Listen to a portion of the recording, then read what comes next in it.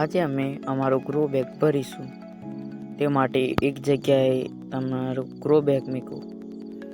પછી તેમાં ખાલી જે માટી હોય એ માટી નાખવી અને અંદર સરખું કરવું. આ રીતે એક લેયર બનાવી દેવાની થોડી પાતળી કરીને અંદર. પછી તેમાં તમારું વેસ્ટ હોય, અત્યારમાં ડોગરની સિઝન ચાલે એટલે ઠેસરથી કાઢેલું જે ભૂસું હતું તેને મેં થોડું પાણી નાખીને પલાળી મૂક્યું હતું. એ તૈયાર થઈ ગયેલું, કોથળીમાં ભરી મૂકેલું. પછી તેને આમાં નાખી દીધું. થોડુંક જ લેવાનું અને પછી આમાં જે અમારે તુવેર હતી સૂકી તેને અમે ભેળાવી હતી. ત્યાંનું જે વેસ્ટ હતું તે અમે આમાં નાખી દીધું. પછી આ તુવેર બધા શાકભાજીનું જે વેસ્ટ હોય એ બધું ભેગું કરેલું અમે તેને આમાં નાખ્યું. થોડું અમે ફેલાવીને નાખી દીધું. તેની પર હવે માટી નાખી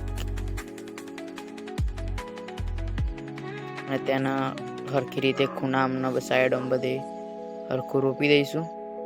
હવે એક કોથળી પાથરીશું, તેમાં અડધી માટી લઈશું અને તેમાં ગોળ ચાફેર અમે વર્મી કમ્પોસ્ટ નાખીશું.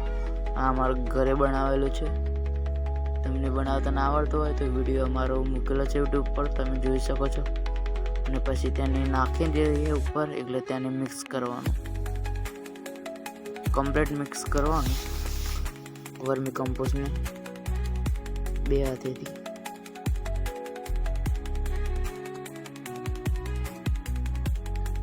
હા, આપણે તૈયાર થઈ ગયો મિક્સ કરીને. તેથી અમે થોડુંક ઓછું એવું લાગે એટલે અમે થોડુંક ઉપર વધારે નાખીએ. હવે તેને એક કોથળી લઈશું.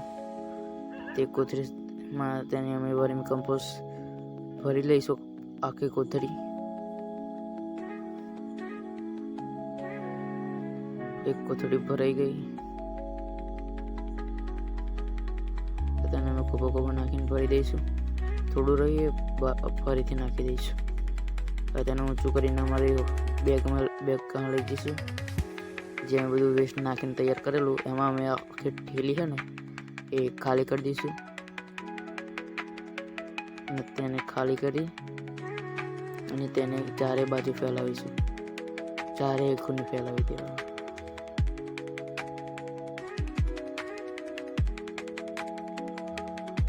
કમ્પ્લીટ ફેલાવી દેવાની એટલે બધી બાજુ સરખું એવું થાય. અને અંદર સરખું કરી દેવું. આપણી આ ગ્રો બેગ છે એ તૈયાર થઈ ગઈ છે.